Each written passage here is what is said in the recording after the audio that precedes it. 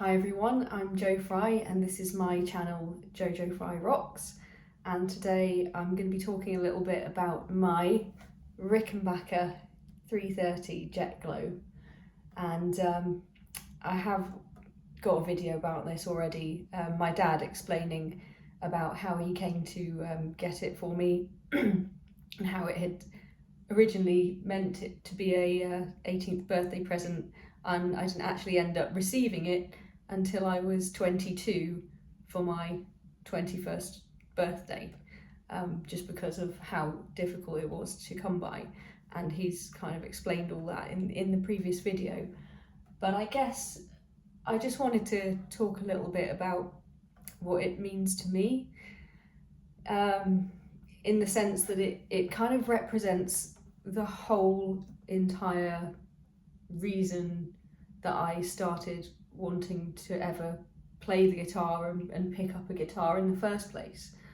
And that's really because my dad was a huge Beatles fan, obviously growing up in the 50s and 60s, and my family are from kind of quite near to Liverpool, Widnes, which is in between Liverpool and Manchester. So my relatives, my aunts and uncles, and people in my family literally would go out in Liverpool and go out to the Cavern, and see the Beatles play when they were first kind of getting started. So there is a kind of a big link for me between the music of the Beatles and my family, and music was always a really important thing I think for my dad's family growing up in particular.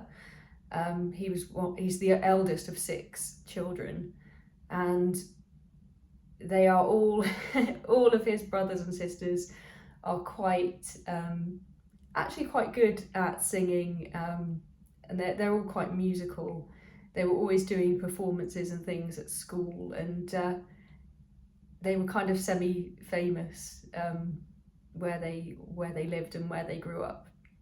And obviously my dad was very into guitar and playing music and singing, and it was just always a thing.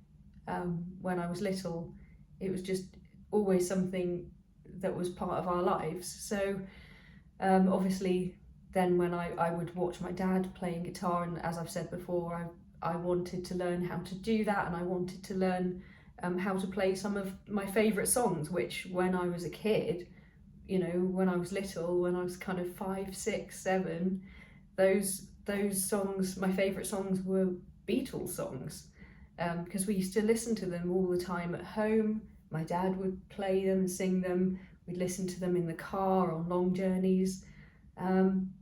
So yeah, this Rickenbacker, although it isn't the actual 325 short scale John Lennon one, it nonetheless, it's like owning a piece of that history, and it does make that sound when you play those songs. It sounds right, which is just kind of magic, really. But also by that point I was obviously much more, I had different kind of musical tastes and everything, but I found that this is actually quite a versatile instrument, and it still suited some of the other things that I liked to play. I was very late to the party in terms of bands like the Smiths, for example. That had completely passed me by. In the 80s and 90s, I was really into kind of rock, metal, hair metal, obviously the kind of Bon Jovi and Def Leppard and Poison and all that kind of thing. So no one in my house was into the Smiths. None of my friends were, so I'd never really heard of them. And then in the 90s, obviously, I fell in love with Nirvana and Alice in Chains and Soundgarden and Pearl Jam, all those great bands. So I still had no idea. But by the time I got this guitar, the person that I was in a relationship with at the time, who was a few years older than me, had been and actually still was a huge Smiths and Morrissey fan. And when I got this, he said to me, "Oh wow, now you can play the Smiths. You know, now you can." And we had been, you know, he'd kind of introduced me to that, and I'd been listening to some of their albums, so I was super excited. I thought, yes, you know, I'm going to learn the intro to This Charming Man, which, you know, is an absolute classic. And so I did, and again, it just sounds great, because I think this is actually the guitar that Johnny Marr plays. I think I'm right in saying.